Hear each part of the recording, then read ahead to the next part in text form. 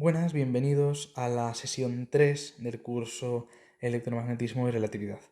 En esta sesión vamos a escribir las ecuaciones del electromagnetismo, o al menos una parte de ellas, en notación tensorial, lo que se denomina formulación covariante.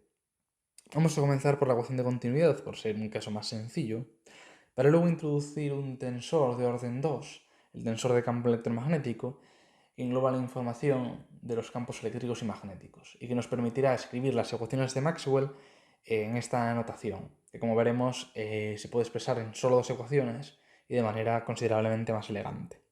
Por último, repasaremos estas consideraciones, pero para los potenciales relativistas, deduciendo también la ecuación de ondas para los potenciales en esta notación. Bien, comenzando entonces por la ecuación de continuidad, que como sabemos se escribe de esta forma,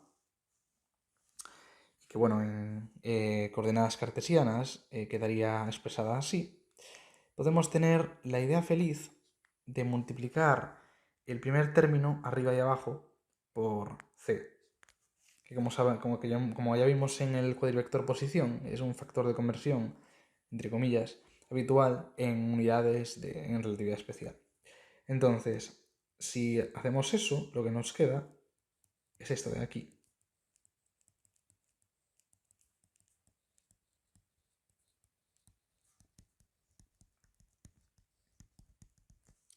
Bien, ¿qué ocurre? Bueno, estas componentes, estas coordenadas de abajo, se podrían expresar en notación relativista, como ya hemos visto, de esta forma, es decir, usando un superíndice con un número que relaciona cada una de las componentes espaciales, es decir, el 1 para x, el 2 para y, el 3 para z. C por t, por otro lado, sería la temporal, es decir, x super 0. ¿Y qué hacemos con el resto de elementos? Es decir, con los componentes de las densidades de corriente y con la densidad de carga.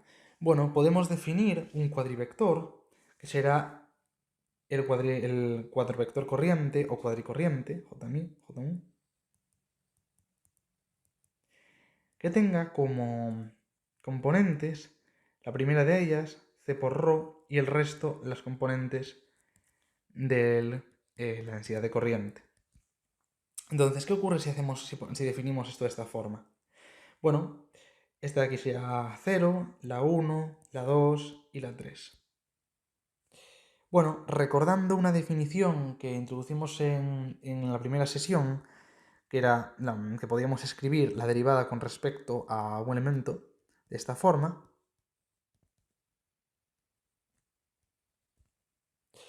pues vamos a poder escribir la ecuación de continuidad de una manera súper sencilla, así. Bien, ¿qué quiere decir esto básicamente? Pues fijémonos, esto tengamos en cuenta que estamos empleando el convenio de suma de Einstein, es decir, que realmente aquí hay un sumatorio que va de 0 a 3. Entonces esto de aquí sería, perdonad, empezamos por el 0, sería esto de aquí.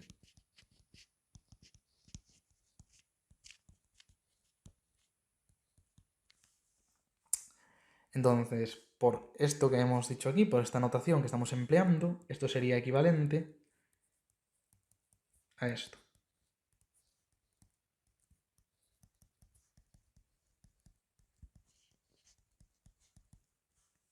Bueno, pues nada, falta aquí el 0.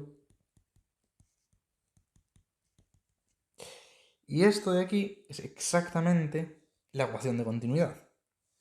Lo que pasa es que usando las componentes, bueno, en notación relativista, es decir, en vez de tener el tiempo tenemos c por el tiempo y en vez de tener la densidad de carga tenemos c por la densidad de carga. Nótese que de esta forma la densidad de carga tiene las mismas unidades, bueno, la componente 0 tiene las mismas unidades que el resto de componentes, puesto que las unidades de c por ρ son unidades de densidad de corriente. ¿Vale? Pues entonces vemos que la ecuación de continuidad se podría expresar de esta forma. Nótese que es exactamente lo mismo. Cierto que es un poco engañoso el hecho de emplear el convenio de suma de Einstein en el sentido de que hay que tener en cuenta que aquí hay un sumatorio, es decir, que sin el convenio de suma de Einstein esto sería así. pero como hay índices repetidos es automático. Nótese además que estamos derivando con respecto a componentes contravariantes. Bien.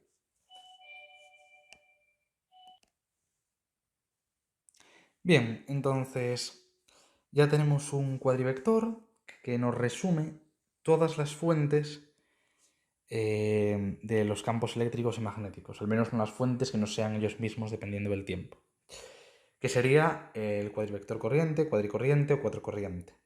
Y ya tenemos expresada de esta forma la ecuación de continuidad.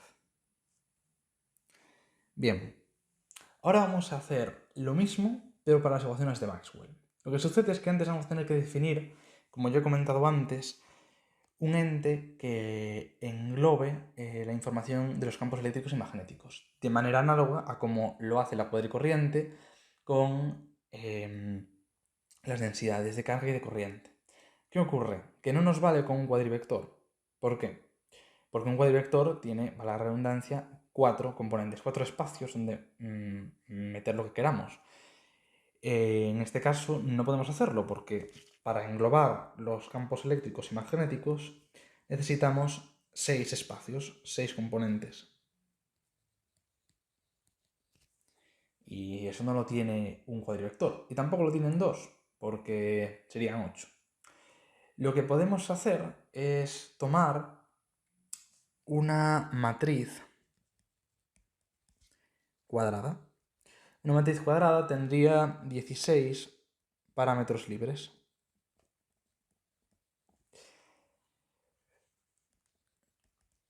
¿Qué ocurre? Que si en vez de tomar una matriz cuadrada arbitraria tomásemos una matriz que tenga algún tipo de restricción, podríamos reducir este número de parámetros libres. En concreto, si tomamos una matriz antisimétrica, es decir, A sub ij igual a menos A sub ji, automáticamente tendría únicamente 6 parámetros libres. Y esto es básicamente lo que vamos a hacer. Como sabemos, este tipo de matriz se puede escribir, se puede definir más formalmente como un tensor de orden 2 antisimétrico, que vamos a denotar por el momento como A sub, super más bien, super mu nu, para seguir empleando la notación de relatividad especial. Vale. A nivel de este curso, consideramos simplemente un tensor de orden 2 como un objeto matemático que tiene 2 índices.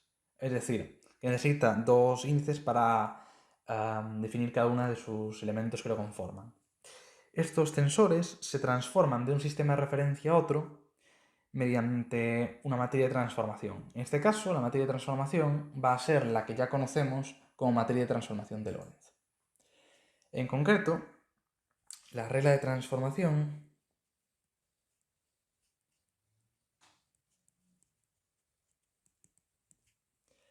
va a ser que si sabemos A sub nu mu, en otro sistema de referencia, A' nu mu va a ser dado por esta expresión.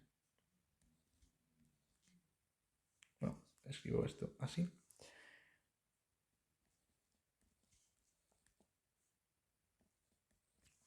Entonces, si conocemos A en un cierto sistema de referencia, en otro sistema tendremos que operar con los elementos de la matriz de transformación de Lorentz. Que recordemos que esta matriz es esta.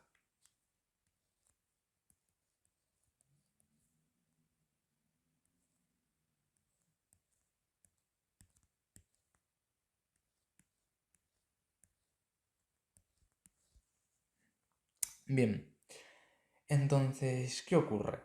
Bueno, en primer lugar, repasemos un poco qué forma tiene una matriz antisimétrica. Una matriz antisimétrica, por su definición que ya hemos dado aquí, inmediatamente tiene los elementos de la diagonal nulos. Es decir, automáticamente la matriz que estamos buscando es así. Y además, bueno, digamos, todos los elementos que haya por encima de la diagonal principal van a ser opuestos a los elementos que haya por debajo de la diagonal principal. Es decir, automáticamente los que aquí tengan un más, en la parte inferior de la diagonal principal tendrá un menos. Esto básicamente es lo que nos permite tener únicamente 6 parámetros libres. Bien, entonces, ¿en qué sentido nos ayuda todo esto? Bueno, automáticamente tenemos que A00 igual a 11 igual a 22 igual a 33, que va a ser igual a 0. Y tenemos que tener en cuenta que, por ejemplo, A super 1, 2 será igual a menos A super 2, 1.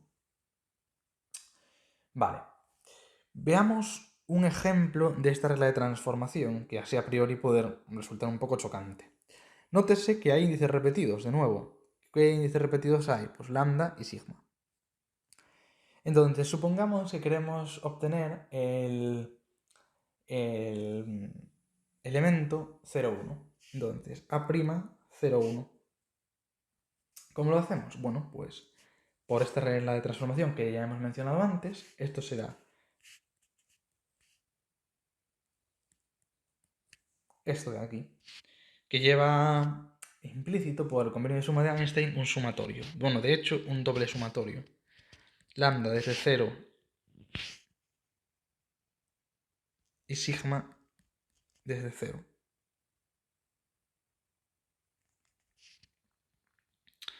A 3 y a 3 en ambos casos.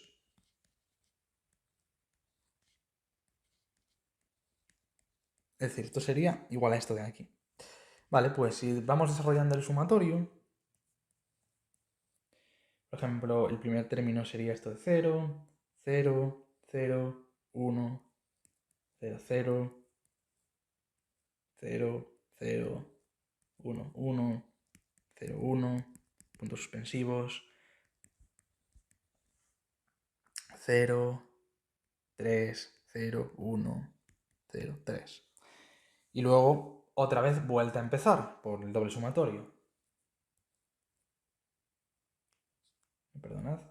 0, 1, 0, 1, 0,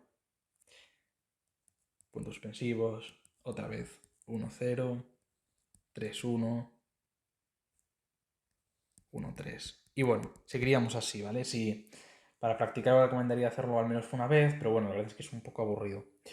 Vale, en resumen, que nos queda una expresión aparentemente bastante larga. ¿Cuál es el truco de esto? Bueno, tengamos en cuenta de que gamma tiene muchos elementos que son 0. Es decir, cualquier elemento de estos que tenemos aquí, que esté multiplicado por cualquiera de estos elementos, es automáticamente 0. Y además tenemos que tener en cuenta que podemos simplificar esto. Hay otros elementos que también son 0 de A, los de la diagonal principal. Y automáticamente, por ejemplo, que hemos escrito aquí A01 y A10 están relacionados. Entonces, esto se simplifica mucho. En concreto, se simplifica hasta el punto de que nos queda únicamente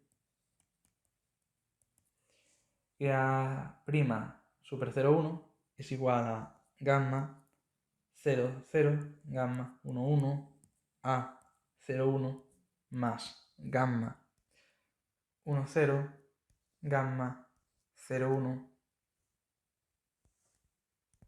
A 1, 0. ¿Qué ocurre? Que ya hemos mencionado esto de aquí, entonces básicamente podemos poner aquí un signo menos y hay que poner un 0, 1.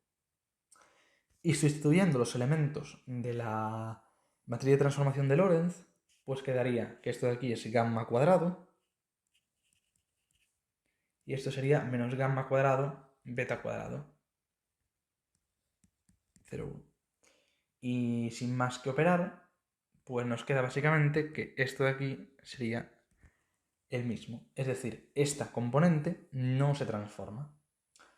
Y aquí es donde comienza lo bueno, porque, bueno, si lo que queremos hacer es que nuestro tensor se transforme como lo hacen los campos eléctricos y magnéticos, mediante las ecuaciones de transformación que ya hemos deducido, pues podemos empezar a hacer analogías. Bien, No voy a repetir los cálculos para obtener la transformación de cada elemento, ¿no? Pero podemos ver que, bueno, lo que nos queda es que A'01 es igual a 0,1, como ya hemos visto. Esto ocurre con más elementos, en concreto con el elemento 2, 3, que tampoco cambia de un sistema de referencia a otro. ¿Y qué ocurre con el resto? Bueno, A'02 será igual a gamma A02 menos beta A12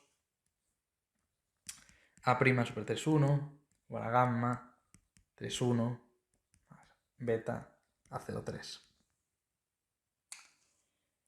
Y igualmente ocurre para otros elementos de la matriz.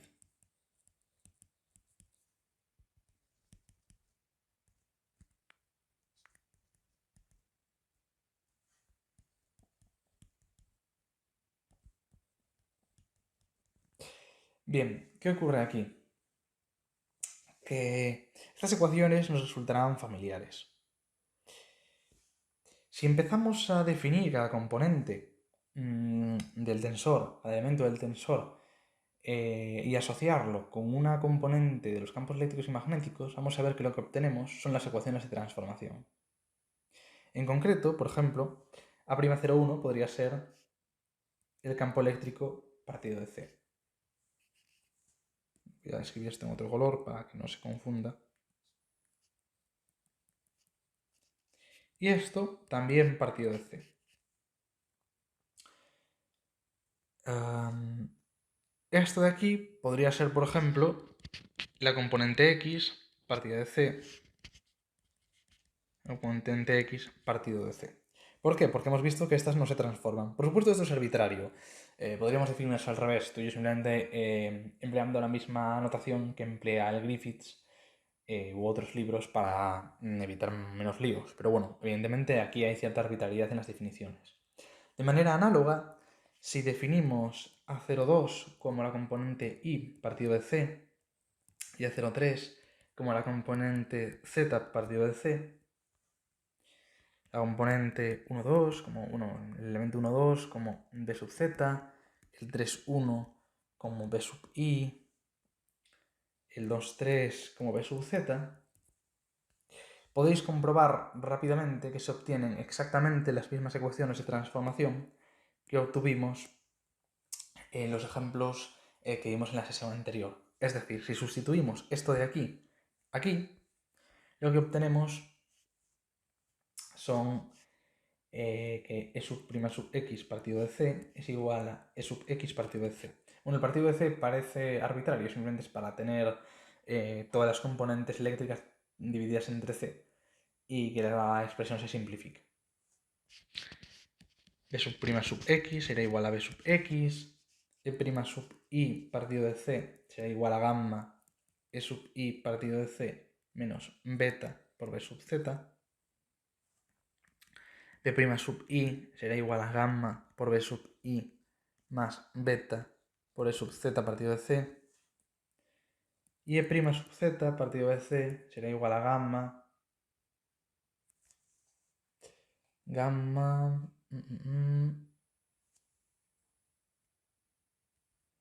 por E sub Z partido de C más beta por B sub I y B' sub Z igual a gamma por B sub Z menos beta por E sub I partido de C. Que como vemos, si operamos un poco, son exactamente las mismas expresiones que deducimos antes. Bien, entonces hemos obtenido un tensor de orden 2 que se transforma como lo hace en los campos eléctricos y magnéticos. Es decir, que lo que podemos hacer es definir un tensor F que quedaría escrito, que siempre se ve más visual en forma de matriz, de la siguiente forma.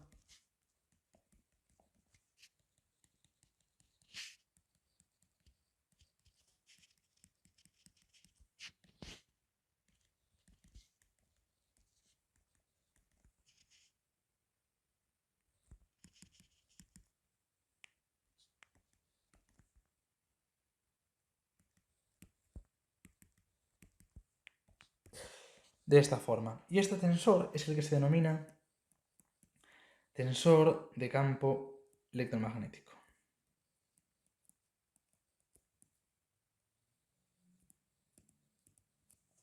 ¿Y qué ocurre? Bueno, que si nosotros tenemos una determinada situación con unos ciertos campos eléctricos y magnéticos, automáticamente podemos asociarle un tensor de campo electromagnético, y si queremos saber cómo es en otro sistema de referencia, pues no tenemos más que aplicar la ley de transformación que enunciamos antes.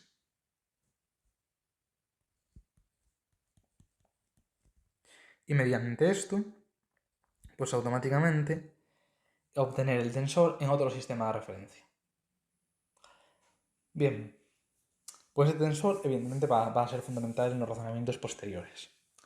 Es importante también mencionar que las transformaciones de los campos electromagnéticos permanecen invariantes si hacemos un cambio. Si lo que hacemos es cambiar E partido de C por B y B por menos E partido de C. Si cogemos estas ecuaciones de aquí y hacemos ese cambio, las ecuaciones son las mismas.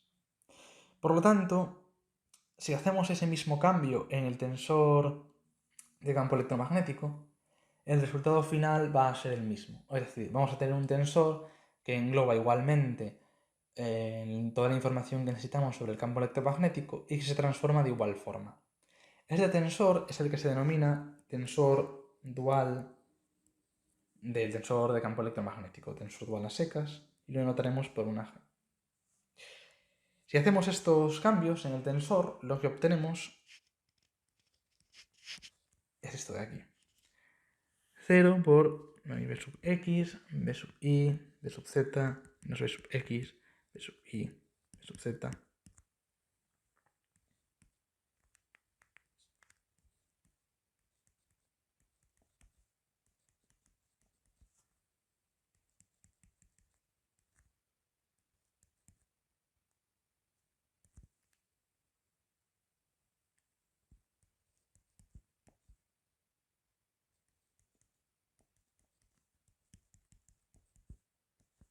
Vale, y este sería entonces el tensor dual.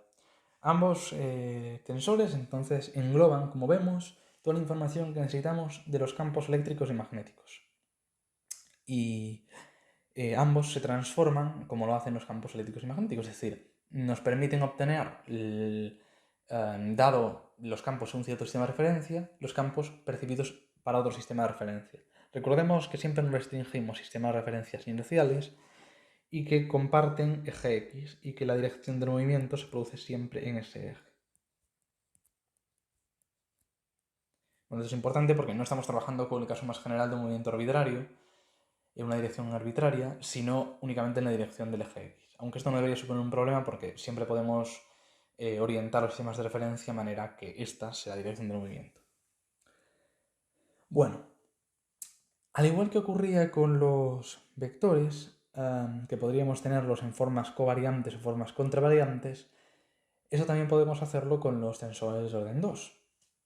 Concreto, la operación que los relaciona sería este de aquí. El tensor con índices bajados, es decir, tensor en componentes covariantes, vendría dado por esta fórmula.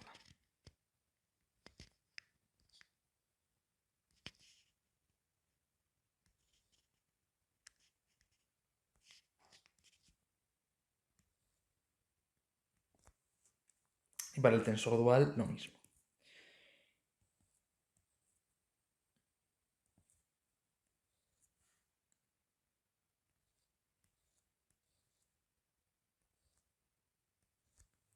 Bien, así a primera vista, como sabemos, bueno, para aclarar, G sería la métrica de Minkowski, es decir, una matriz, un tensor de orden 2 también,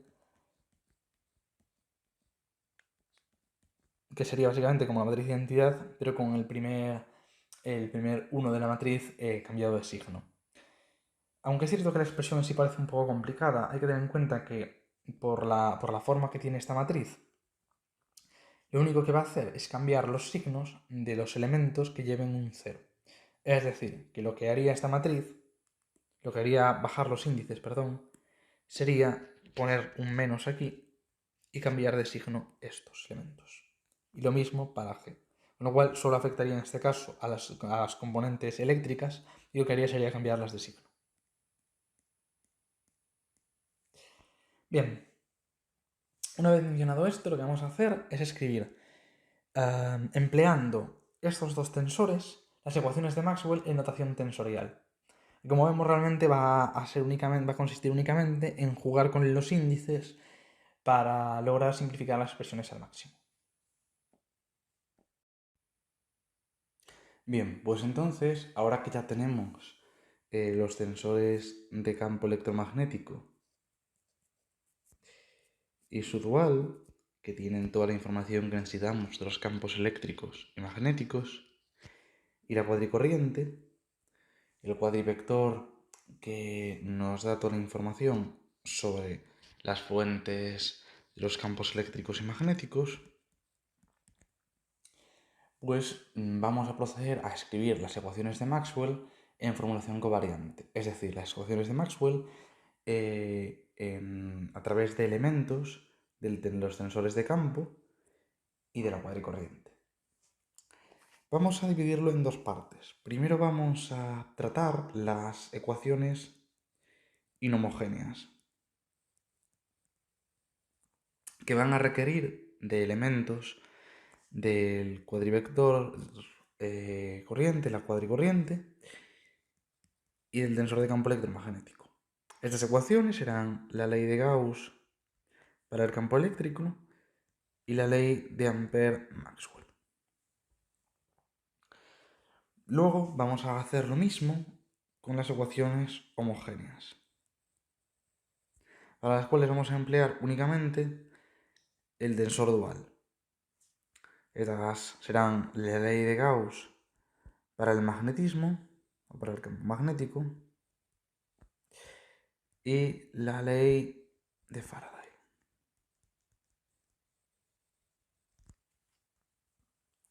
Bien, pues empecemos entonces con la ley de Gauss.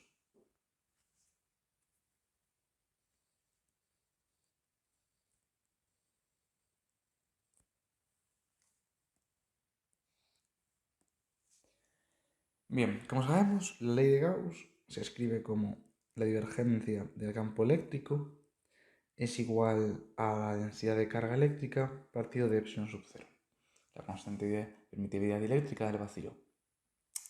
Esto en cartesianas es inmediato por la definición de divergencia.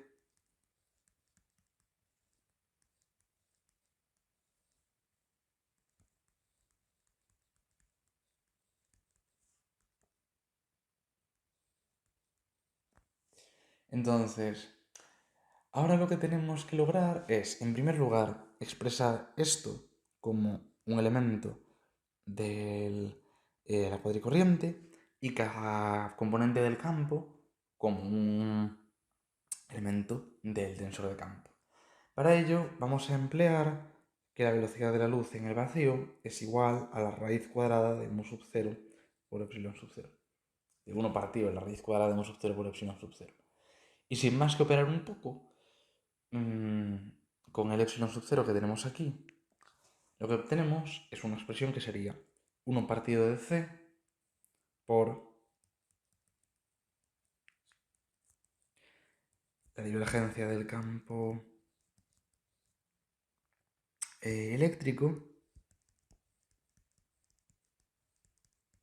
Y de este lado nos quedaría c por ρ por mu sub 0. Y bueno, esto ya sería inmediato. ¿Por qué? Bueno, porque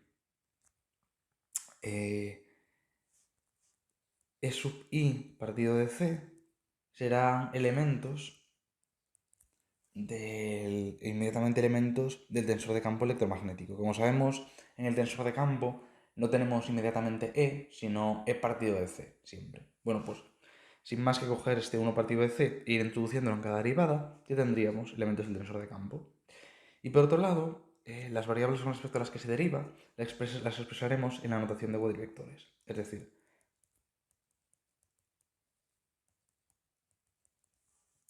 con lo cual esto de aquí quedaría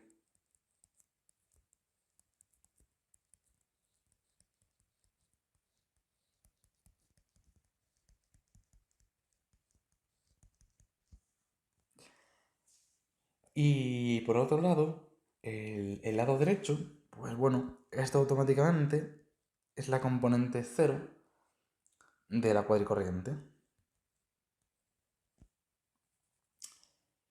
Y bueno, ¿qué pasa ahora? Que si queremos expresar esto como un sumatorio en relatividad especial, pues bueno, nos faltaría una componente que sería la 0. ¿Qué ocurre? Que si le sumamos a esto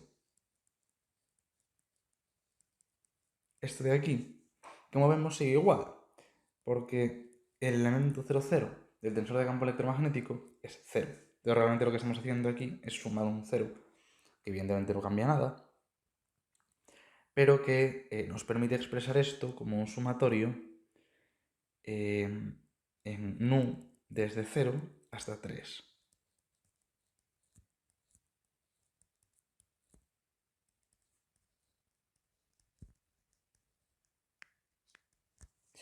¿Qué ocurre? Que bueno, nosotros por el convenio de suma de Einstein emitimos el símbolo de sumatorio si hay índices repetidos. Y como hay un índice repetido que es nu, pues podemos borrar el sumatorio. Y bueno, recordad también que ya os he mencionado antes que introducimos una notación un poco más compacta para las derivadas, que consiste en que la derivada con respecto a la componente contravariante x la expresaríamos así. Por lo tanto, derivar con respecto a y, por ejemplo, que lo escribiríamos así, podríamos resumirlo y escribir únicamente esto. El símbolo de derivada parcial con un sub 2. Vale. Entonces, si hacemos esto, pues esto se puede expresar de manera incluso más sencilla.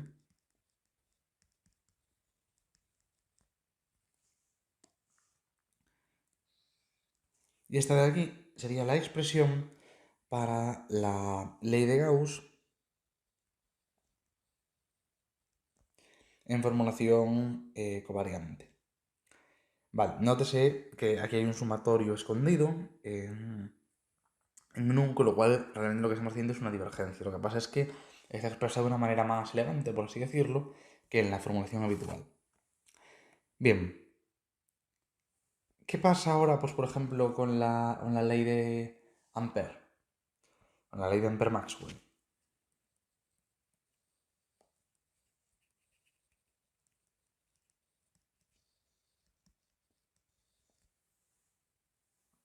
Bueno, con la ley de Ampère-Maxwell lo que ocurre es que vamos a tener que considerar cada una de las componentes, por supuesto. Vamos a hacerlo solo con la componente x y como veremos el resto son análogas. Bueno, la ley de Ampère-Maxwell, en general,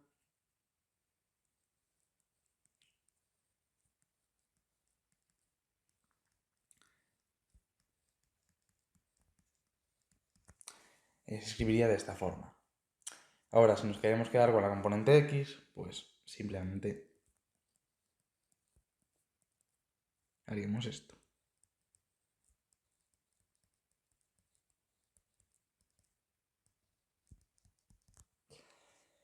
Bien, entonces, si desarrollamos el rotacional para la componente x, quedaría derivada parcial de b sub z con respecto a y menos derivada parcial de b sub y con respecto a z.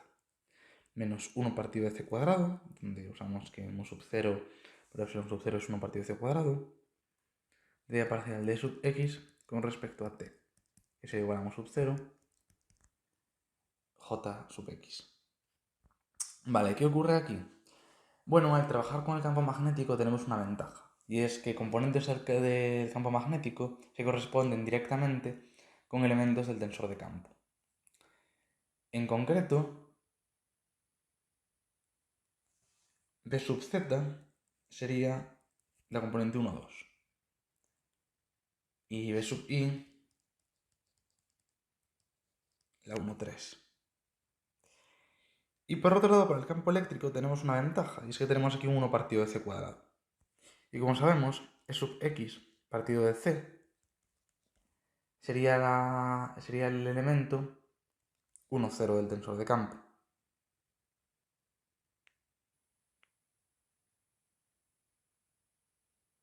Bueno, perdón, menos de sub x partido de c. Pero que aquí tenemos un menos delante, con lo cual no tenemos problema. Y igualmente ocurre aquí, también tendríamos un menos. Es decir, casualmente, entre comillas, ocurre que podemos insertar este menos en el elemento de tensor de campo, de manera que el resultado final no tenga el signo negativo. Y bueno, por otro lado, la otra c lo podemos introducir en la variable con respecto a la que se está derivando y tendríamos que se está derivando con respecto a c por t. Es decir, con respecto a la componente 0 del cuadrivector posición. Entonces, para que quede un poco más claro, esto de aquí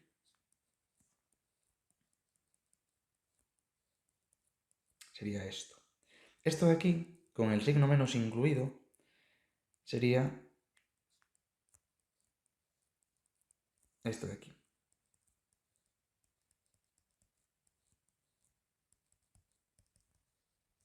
Y bueno, luego la componente x de la densidad de corriente, pues sería la componente 1 de la cuadricorriente. Bien, ¿y qué ocurre entonces ahora? Que de nuevo volvemos a tener algo que se parece mucho a un sumatorio. Podemos añadir, otra vez, aquí un término que sería el 1, 1, que por pertenecer a la diagonal principal, pues es 0. Entonces realmente lo que estamos haciendo aquí es sumar un 0.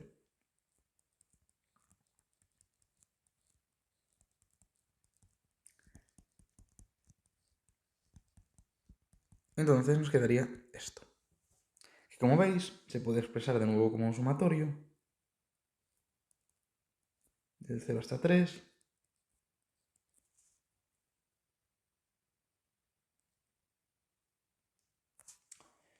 Y aquí le ponemos un num.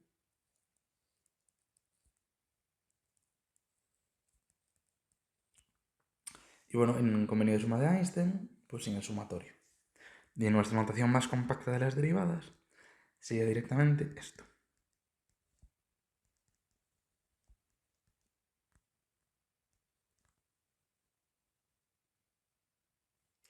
Bien, ¿y qué ocurre? Pues que podemos comprobar que para la componente x es esto, y para la componente y, pues sería lo mismo, solo que cambiando el 1 por un 2.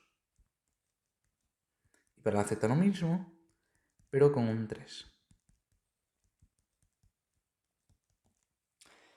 ¿Y qué ocurre? Bueno, que apreciamos que hay evidentemente una similitud entre estas tres ecuaciones, y también con la ley de Gauss.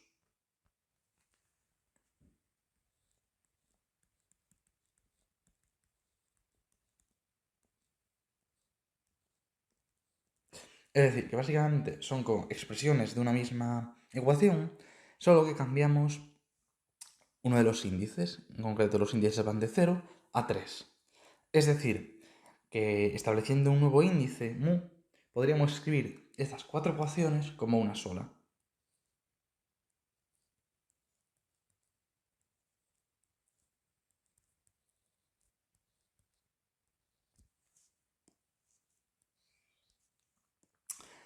Vale, analicemos un poco lo que tenemos aquí. Esta es la misma ecuación que las anteriores. Lo que ocurre es que tenemos un índice que va desde 0 hasta 3. Es decir, esta ecuación en sí se corresponde a cuatro ecuaciones. A la ecuación de la ley de Gauss y a las tres ecuaciones para cada componente de la ley de Ampère-Maxwell. Tenemos también un sumatorio en nu, en este lado, y por otro lado, cada una de las componentes de la densidad de corriente eléctrica y de la densidad de carga, que juntas forman la cuadricorriente. Bien, en resumen, hemos conseguido expresar toda esta ecuación de aquí, que tenía una forma además bastante compleja gracias al rotacional, es decir, a la hora de desarrollar el rotacional nos quedaban expresiones un poco más largas, pues lo hemos logrado juntar en una única ecuación, en términos del tensor de campo. Bueno, pues básicamente esto era lo que queríamos conseguir. Bueno, por si a alguien le resulta más cómodo, sin usar la notación esta que he mencionado para las derivadas, esto de aquí sería igual análogo a esto de aquí. Bien, pues esto entonces sería la ecuación de Maxwell en formulación covariante para las ecuaciones inhomogéneas. Ahora vamos a hacer exactamente lo mismo, pero para las ecuaciones homogéneas. Bien, tomamos entonces la ley de Gauss para el campo magnético.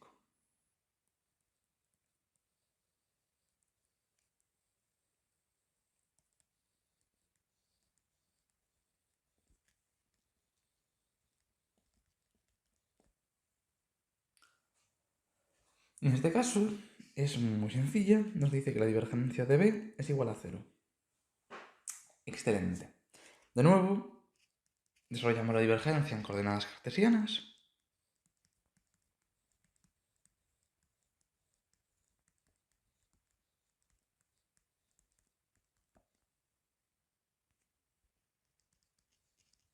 Y apreciamos que cada uno de estos componentes del campo automáticamente le podemos asociar un elemento del tensor dual. Es decir, B sub x, por ejemplo, sería el elemento 0,1, B sub y el 0,2 y B sub z el 0,3. Esto lo podemos comprobar sin más que mirar la definición que hemos dado del tensor dual. Ahora, empleando de nuevo que el elemento 0,0 del tensor dual es 0, se lo podemos sumar derivado con respecto a la componente temporal del cuadrivector posición.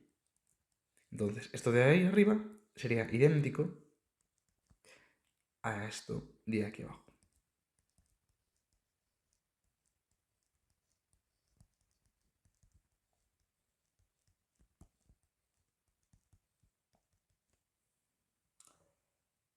¿Vale? Y ocurre algo análogo a lo que hemos visto antes. Aquí hay una clara forma de compactificar todo esto mediante un sumatorio por el avance de este índice. Entonces, esto lo podríamos expresar rápidamente.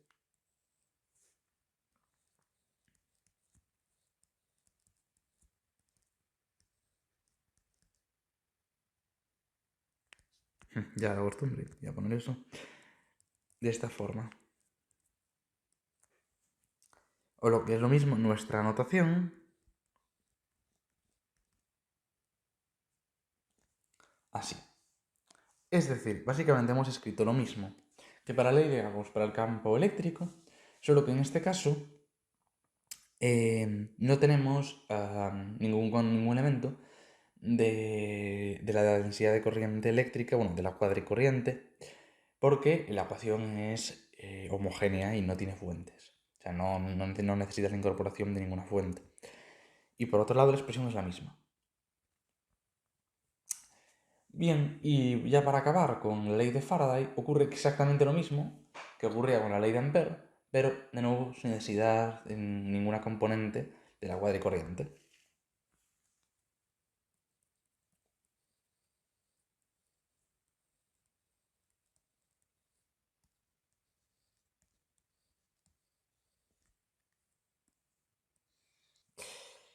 Bien, perdonad, ley de Faraday. Ley de Ampère-Maxwell ya hemos mencionado. Bien, con la ley de Faraday ocurre exactamente lo mismo que con la ley de Ampère-Maxwell. Tenemos que el rotacional de E es igual a la menos derivada parcial con respecto al tiempo del campo magnético. Esto es, si tomamos solo la componente X, rotacional de componente X al B sub X con respecto al tiempo. Vale, expresando el rotacional para la componente X, quedaría esto de aquí.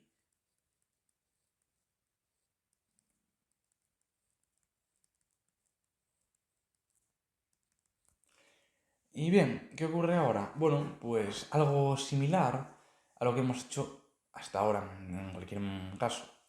Básicamente, de nuevo tenemos componentes del campo eléctrico, a la cual necesitamos dividir entre C para obtener los elementos del tensor dual. En este caso, lo que podemos hacer simplemente es multiplicar y dividir todo por C, de manera que al final nos queda esto de aquí.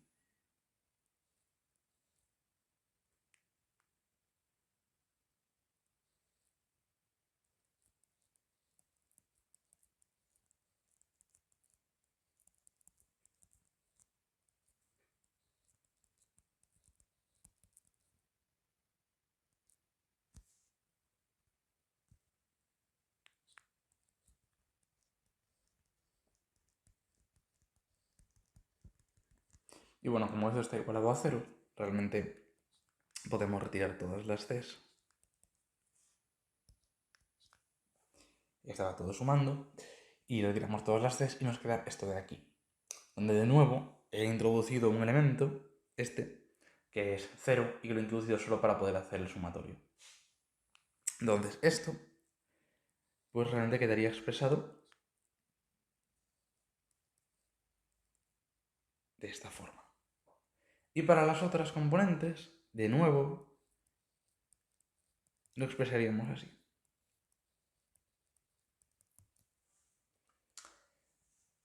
Es decir, que si tenemos en cuenta la ley de Gauss,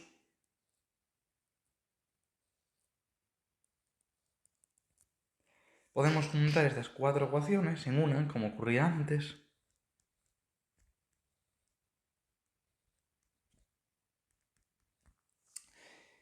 y mediante un índice que sería mu, puedes obtener una u otra ecuación en función de la que queramos. Es decir, si queremos obtener la ley de Gauss, pues fijaríamos mu igual a 0. Y para cada una de las componentes de la ley de Faraday, pues mu igual a 1, mu igual a 2 y mu igual a 3. Muy bien, en resumen, lo que hemos hecho es coger las cuatro ecuaciones de Maxwell y expresarlo de una manera mucho más económica. Y me atrevería a decir que también más elegante. Es decir,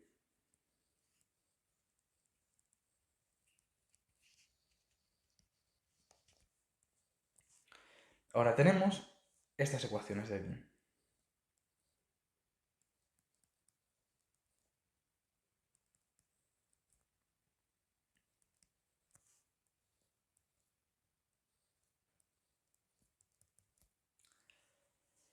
Esta para las ecuaciones inhomogéneas y esta para las homogéneas.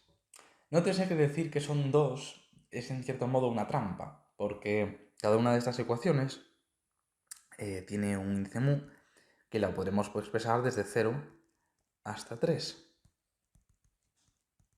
Es decir, que cada una de estas ecuaciones encierra realmente 4 ecuaciones. Pero bueno, esto en el fondo también ocurre con las ecuaciones de Maxwell, porque cada una de las ecuaciones que incluyen rotacionales incluyen en sí 3 ecuaciones, una para cada componente. Entonces, bueno, es una trampa, pero a medias. En resumen, estas ecuaciones lo que nos han permitido es expresar las ecuaciones de Maxwell, pero en términos de las magnitudes, en términos de los elementos que hemos deducido previamente con la notación relativista. Es decir, del tensor de campo, de su dual y de la cuadricorriente. Ahora lo que vamos a hacer en el siguiente vídeo es expresar los términos, los elementos del tensor de campo en términos de los potenciales electromagnéticos.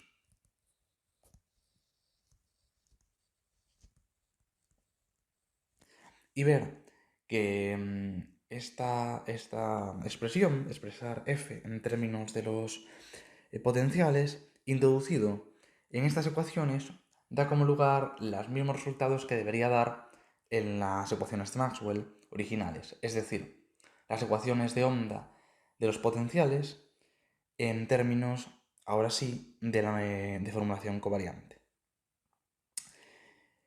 Y bueno, esto esencialmente sería todo en lo que respecta a formulación covariante sin los potenciales electromagnéticos. Espero que os haya resultado interesante y nos vemos en el siguiente vídeo.